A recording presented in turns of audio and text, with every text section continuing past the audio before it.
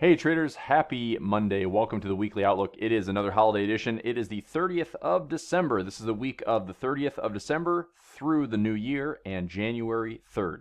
So we have a very light economic calendar. The year is officially closing. We're kicking off a new year. Looking forward to closing out a great 2019 and, better yet, kicking off a new and exciting 2020. Lots of exciting things ahead. Now, let me go ahead and start by saying this. It's been a good year. We're ready to wipe the slate clean and do it all over again. I want you to pay attention for some videos coming out from me. Look for this in YouTube on social media feeds, Best Trading Strategy. I'm going to be doing a video series and just call it Keep It Seriously Simple. I'm just going to focus on structure in the market, price patterns, trend lines, support resistance, all of the things I'm looking for that I've used over the years that continues to be powerful and effective and consistent that you can build pretty much any strategy off of. Every trader is looking to find direction and looking to find direction consistently. So look for that video series and feel free to leave me a comment question if you are following me out there in the social media world, which you can follow me out there like this: Instagram at pulver.chris, Twitter at pulverchris, Facebook and YouTube. Just type in my name. Again, look for that video series, Best Trading Strategy. Keep it seriously simple. Okay, so let's go ahead and take a look at the charts, and I'll keep this short and sweet for the sake of time. It is holidays. I'm ready for a big holiday party. New Year's Eve, tomorrow, New Year's Day. Holiday for the week. Take a look at the economic calendar. Not a lot going on. Now, if you watched my video from last week, we basically talked about the holiday drift, and we saw a lot of that. So the dollar has been consistently weaker. Loving it. That has helped our positions on Aussie dollar and New Zealand dollar to the point where I am taking some profit. So I did update my trading room document right here. There are two positions I went ahead and took some profit on today. Aussie CAD hit a new high. We're hitting some resistance right around 91.50. I did not get filled at 8880. That was a pending order at the lows. We didn't get filled there, but I had two positions in at 9,000. Cashed in both of those for 145 pips each. That is a total of 290. Also, Aussie US dollar had three positions in, three positions filled, 786 pips, respectively. That is 210, 255, and 351. So a lovely way to have some holiday trading profits and officially put us over the mark with our manual accounts at 30,202 pips for the year. That's not to count our automated profits, which brings me up to a total of around 48,000 pips for the year. So all in all, no complaints 2019. Very happy to have a little bit of a break. Nice to get decompressed and get ready to refresh and relook at the market. So we're doing that now, and I'll get back in full focus mode next week. So let's take a look at the SPY. I mentioned this last week in the Weekly Outlook. The market has been sizzling to the upside. We had a pretty nasty day in the Dow today, nasty day in the SPY. Again, down fractions of 1%, but at least to cash in, you can see there's probably some profit taking by the end of the year. Congrats to the SPY. Congrats to the S&P 500 for a year that has been ridiculous, 29.2%. With the slight little dip at the very beginning of the year, it has been a melt up literally the entire year. Now, will it continue to stay on this trajectory? Probably not. Are we bracing for things that are going to be bumpy and nasty towards the presidential election 2020 going into the end of the year? Probably. But let's be ready. With open eyes, expecting more volatility. I think when we kick off next week with a full week of trading returning to us on the 6th of January. Get ready for some volatility. Be warned that we might see some low volume movements this week. We might even witness a flash crash like we did last year. Japan markets are actually going to be closed Tuesday through Friday, so keep that in mind with those Asia sessions if you're watching the Forex market or watching the Nikkei 225. If there's some shenanigans going on, we might have another flash crash to kick off the year. But remember, flash crashes are typically going in the direction of the trend. So if we've had some recent bullishness, stay with bullishness. If we had some recent bearishness, stay with bearishness. So a lot of times flash crashes are going in the direction of the market, and they just continue to drift and go very, very quickly. But they also signal very strong tops and bottoms, which I will be watching. And I will have lots of chart alarms set, so even though I'm not actively teaching classes and running the trading room, we'll be doing that and resuming next week. But I'll be watching the markets and have alerts all over the place. So SPY, congratulations. What a run. What a melt up it has been. We will see how 2020 shapes out. I don't think this is going to be the trajectory that we continue to be on. But what exactly is the cause for this to correct? I don't know. That is the big question mark that we've been asking the entire year. Markets are at new highs. Every day I'm getting alerts of, such and such stock at new highs, right? China's doing well. Trade war phase 1 will be signed hopefully officially wet signatures in January. And phase 2 is probably not going to happen until the election, November 2020. Maybe after that, maybe not until the end of the year. It could still be what we dealt with in 2019 might be where we kick off and start things in 2020. I know that starting my trading room next week, I'll be looking at yearly pivots. Why? Because that's important to see where we start out highs and lows for the year. A lot of times December and January are trending months, but if we have destinations that have been hit, I expect to see some decent balances. And if we have some big opportunities to trade back down towards a yearly pivot or trades up towards a yearly pivot, I will certainly be watching levels like that. So that is the SPY. Here's the dollar index. Dollar index officially broke, and we did not see the retest of the backside of this trend line. We expected to see some equal highs getting to retest. Didn't happen. You can see that we did have a nice push to the downside.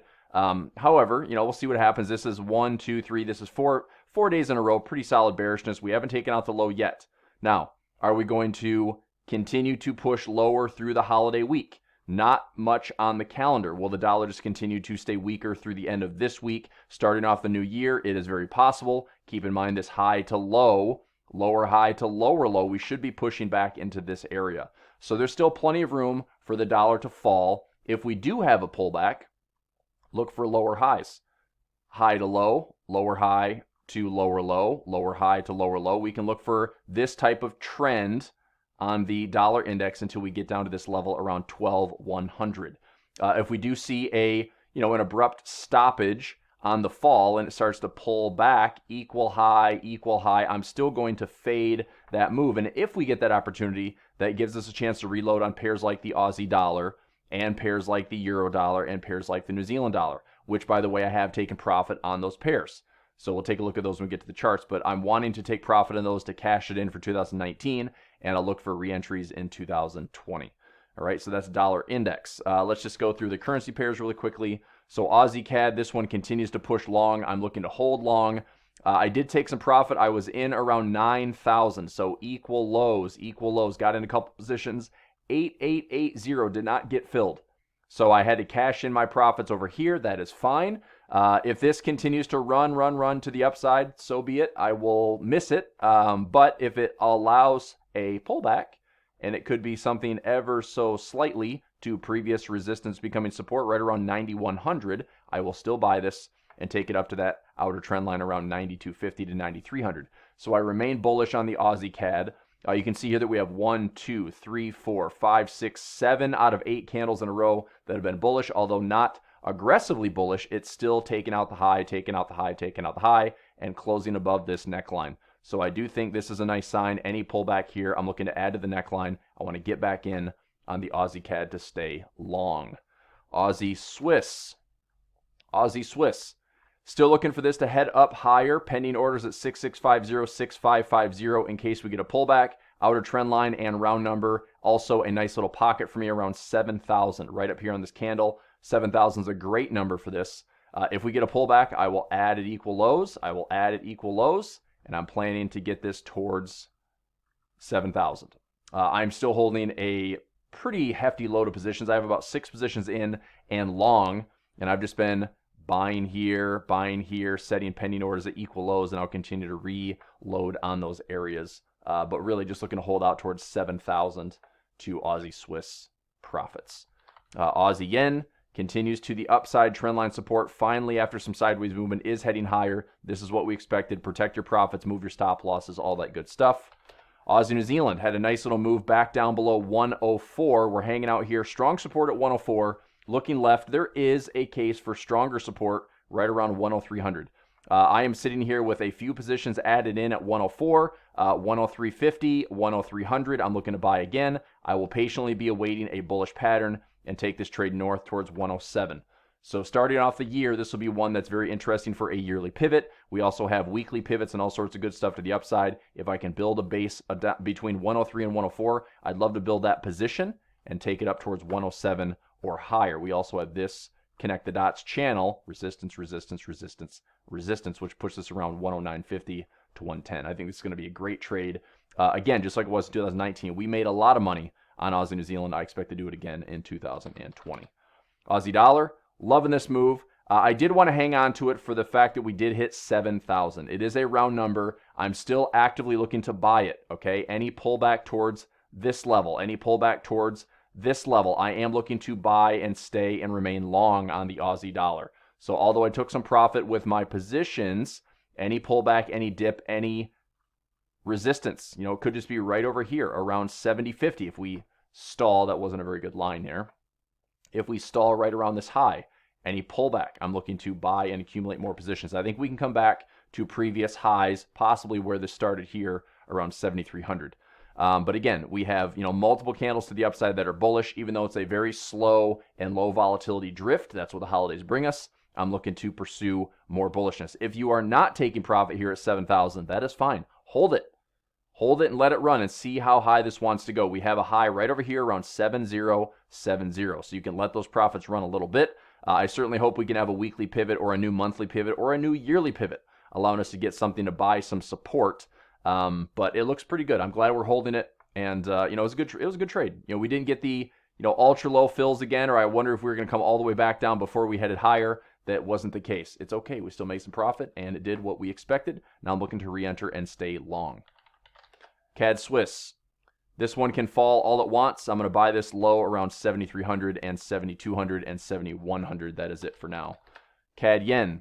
Just trendline support. Same thing with the other yen pairs. Buying and trying to stay with the dips. Yens can be a little tricky if the stock market flakes to cash in by today, tomorrow. Tomorrow's the last trading day of the year. I know it's New Year's Eve. Markets are going to be thin. Volume is going to be light. There could be some profit taking. Keep an eye on what the U.S. market does for the close. But for the most part, it's been a great year, and the Japanese yen will stay fairly weak. Swiss yen. Surprising move to the upside. I mean, we closed above 11200. I would just stay out of this one for right now, unless we see a very abrupt reversal happening to push this back down. This could just be a big range. Double bottom coming back up. If this resistance doesn't hold, this could continue to work its way up towards previous levels, and heck, we don't even know, maybe up towards 117, 118. That would be a lot of strength on the Swiss franc compared to the yen, but we will see what it does. Another pair I'm watching for Swiss franc as a gauge is the Euro Swiss, which I'm about to get to. Euro Aussie, another trade that we were running for some decent profit. We sold this at 62.50. We had another pending sell at 63.65. Taking some profit here at 6,000. I actually need to update that because I did close out the trade as well. Let me go Control F. Euro Aussie. Those were sell trades there. That was some profit. We got back in. There it is. 62.50 sell trade. I took profit at 6,000. That's in there 250 pips. So that one is closed at 6,000 and protected. Let me correct the spelling there. I knew I closed that trade out, so I'll turn that one green, and hopefully traders followed my lead and took some profit there as well. We talked about that as a big, important number, 6,000, and again, it's not done.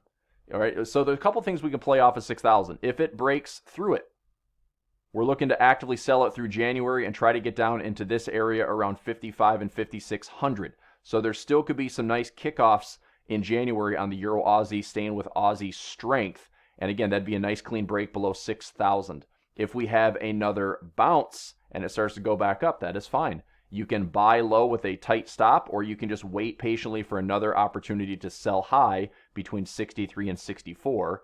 And you can continue to play the range on the Euro Aussie. We can sell it high again, take it back down to the neckline, and still anticipating a bigger break back down towards 55.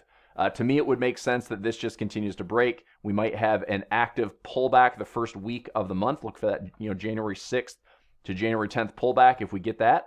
And then we'll look to take this down through the month of January towards 56. So I'll be looking to actively stay with Euro Aussie. I like the volatility opportunity and the pip opportunity on that currency pair. Euro CAD. We had a pullback. We nearly got filled at equal lows. Just leaving it alone for now. I have pending buys around 45 and 44.50. That's it for now on that one. Euro Swiss broke the corrective channel. This is going to be an interesting tell to see where we end up stopping. We either end up forming lows here around 10800 and end up rallying to the upside from there, or we end up coming back down a little bit lower, fill this French election gap from 2017, form some really strong bottoming patterns, and shoot immediately up towards 1150 to 1200. Either way, I am currently long on Euro Swiss. I'm going to remain long on Euro Swiss. And once we get the green light and the nod to turn, I will be adding for some bullish positions pretty aggressively in addition to what I already have. So I am anticipating if it doesn't go much lower than 108, we're going to turn and go up. Or if we come down towards 107 to 106, I'm looking for a pattern to buy it and stay bullish. And if it turns for us, we're going to get pretty aggressive. At least I am on this Euro Swiss. Euro Pound, not much going on there on the pound crosses. We'll assess that to kick off the year. Euro Yen continue with trendline support. Euro New Zealand, another one to take some profit. We struck a point here at the lows. This continues to drift lower. Watch out for something like this. I did have some structure in mind to take some profit around 6,700. If anybody was holding short, I know I had a lot of traders that were in this area selling around 7,000 to 7,200. And actually it was like 73 to 7,400. Took it all the way down to 72, 71, 7,000. We obviously continue to run 6,700. What a great level. Structure low, structure low, structure low. Take some profit, move some stop losses. All that looks fantastic for a chance to protect. The Kiwi's been really good to us. New Zealand CAD, we were long. New Zealand Swiss, we were long. Euro New Zealand, we were short. New Zealand dollar, we were long. New Zealand yen, we were long. New Zealand Singapore dollar, we were long. All of them paid out nicely. So even if you didn't participate in all of them, just a little bit of some of that, New Zealand dollar basket was paying out really nicely. So we'll keep an eye on this one. I do like looking and considering a possible buy trade off of these lows, but also keep in mind that this could be a more aggressive pattern to the downside. This would be a bearish pattern that is not fulfilled. So this high to low, lower high to lower low, I'm still looking for symmetry that may take us into a round number like 6,000. Then I would consider buying at 6,000. All right, we may buy it a little bit lower. I might buy it at 6,000 and down at 5,000. But this is a pair that I want to make sure I time it pretty well. Really, I would set a no-brainer trade. I would definitely buy it down here. If it comes down to 5,000 or 4,800, I am buying it heavy, heavy, heavy. Euro New Zealand, I'm buying that. So I'll wait in this area for now. This is kind of a question mark for me. Protect your profits in this zone. If it comes all the way down to 5,200 or 5,000, I will be buying the heck out of it and holding that for a while. Euro dollar, a nice surprising move. Well, not really surprising move, but unfortunately didn't pull back to 110 like we wanted. We wanted another retest at 110. We took some profit in here. We bought it at 110, took profit around 111, grabbed the 100 pips there. We had that nice move to 112. Now, what's really important as we approach the holidays, and this is where the thin markets can get us, we want to see what closes happen. If we close the week, even though it's a holiday week with thin trading volume, if we close the week above 1,200, expect this to give us more opportunity to the upside towards 16 and 1,700. This is a trade we have been talking about for quite some time. Now, it might look something like this where we break and close and pull back and go. It might break higher, pull back one more time into these equal lows, use the backside of the channel, which has been active for over a year, and then go higher. It might just break out and just go and not really pull back. But I do think that 16 to 1,700 is a destination for this move. But the tell is we have to get above 1,200. We have to close above that. So I will probably give the daily chart a look for the week. I'll certainly give the weekly chart a look as well and see if we close above. And if that's the case, I'm looking to position myself accordingly to take this up as high as possible. Pound Aussie, leaving it alone. Pound pairs, I'm just going to skip over them, leaving it alone for now. The only pairs I'm really interested on the pound Swiss. Interested in this area, talked about this last week in the weekly update, 50618 zone. If we pull back into this wheelhouse, I would love to buy low and take this thing higher. That's pound Swiss. I love the big opportunity for a swing.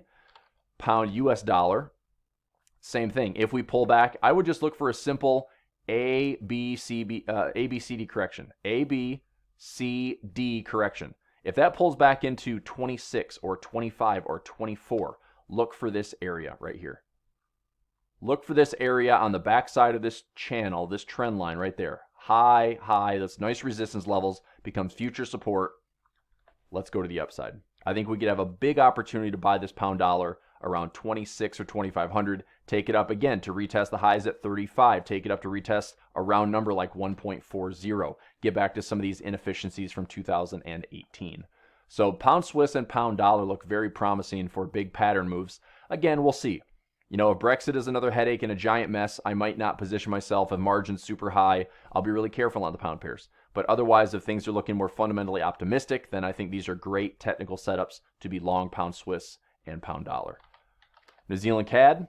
New Zealand CAD continues to churn to the upside just like we wanted. We're looking at 8,900 and 9,000. Stay with this trade. Move those stop losses. Keep taking profits, 89 to 9,000. From there, I will start selling.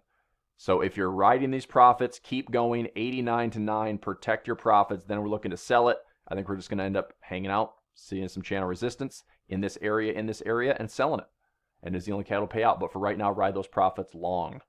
New Zealand Swiss, as Euro New Zealand goes lower, New Zealand Swiss goes higher. Continue to ride this one up as well. Previous high around 66.50. If it pulls back, I'd love a little pullback in this zone. Pull back, go higher. Pull back more, go higher. Pull back more, go higher. I'm going to still run bullish on New Zealand Swiss. New Zealand Yen. Shout out to Denise. Nice work on this one for nearly clearing 1,000 pips on the New Zealand Yen, holding some positions, and lovely. Bottoming in August, double bottom to buy. We got in on the sentiment strength line, momentum turning, breakout here right above 70, and from 70 all the way to 73. Plenty of opportunity to stay long. It was a tricky pair with the yen, but it did what we wanted directionally, so nice work on anybody that was long New Zealand yen. Move your stops, protect your profits. New Zealand dollar, same thing. Look at this. Head and shoulders neckline right there. Okay, we were in at the lows. We were in at the neckline. We held this thing towards 66.50, 6,600, and it continues to run, and we're at 67 and change. We're coming back to this area. Now, I'm going to zoom out on this pair. I do think that we could have another stab at this New Zealand dollar. Again, keep this in mind. Sometimes this pair, when it moves, it's going to move in its own way. This might be a move that gets up to this high, barely pulls back, but continues to trudge higher. I think this is going to continue to grind higher up towards this inefficiency here between 7,000 and 7,200. So what I'd love to see would be a nice opportunity to get a pullback. If we can get a head and shoulders neckline or a tip of a crown that can pull back, and we can buy a dip and take it up higher. This is a fantastic range on the New Zealand dollar. You know, buying low at 62. We need to get a pullback though. That's the issue. Is, you know, we've had this nice trade, we've had these nice profits running. You know, I'd love to say just don't touch it and let it run, but we might have this pull back several hundred pips. From there, I'm more interested in another opportunity to buy it. Look, here's the deal. If you're going to hang on to it, if you're in with these levels, hang on to it as long as you possibly can. You know, I mean, when you're in a certain amount of dollars or certain percent or certain pips, feel free to protect your profits. There's no shame or fault in taking profits. It's our job as traders to protect your profits. So when this has moved bullish in the past, it tends to do so without really offering a lot of pullbacks. And if that is the case, that's fine. I will look for opportunities to stay bullish on this New Zealand dollar. I hope there's a pattern here that gives us a pullback that we can buy it again. Otherwise, if it just goes and goes and goes and drifts and drifts and drifts, you know, I may be taking profit here and not participating in the continuation. And if that's the case, that's fine, because I will gladly sell it off of these resistance levels here. Let me use some arrows so that doesn't look like chicken scratch.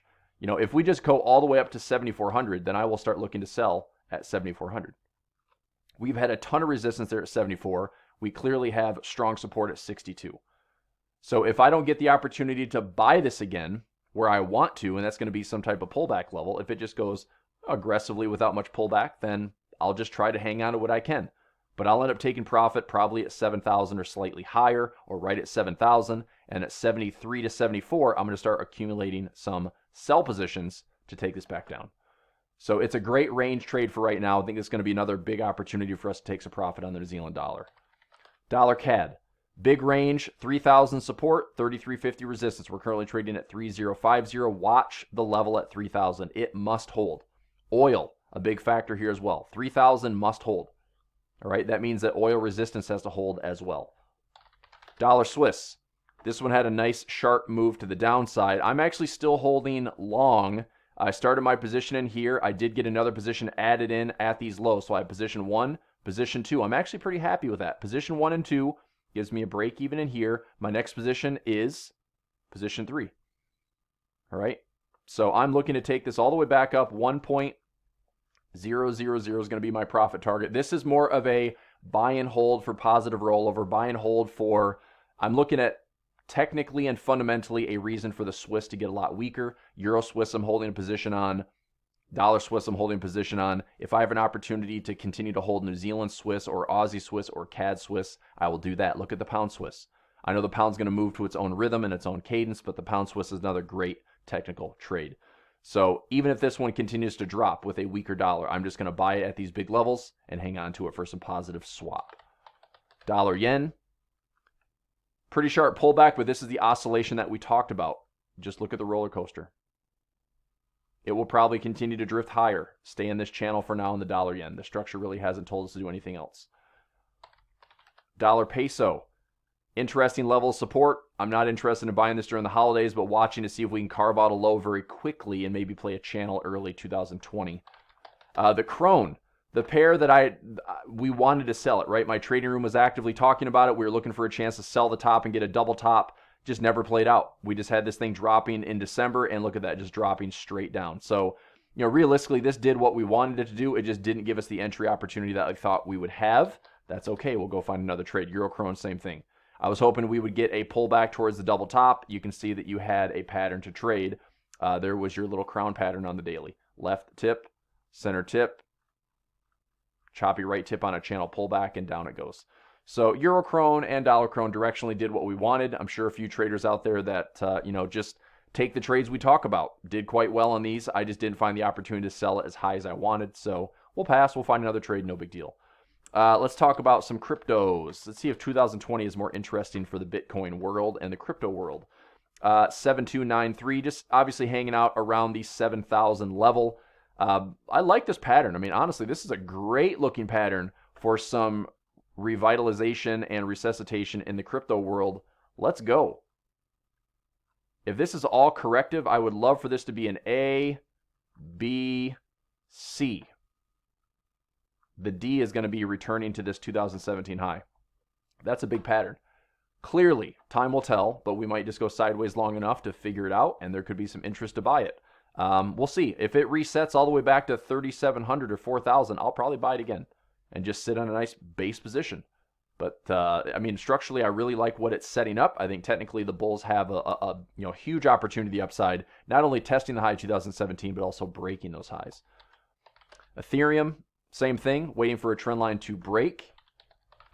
Ripple, same thing, waiting for a trend line to break. My base position on that is 22 cents, so that one I can hold forever pretty much.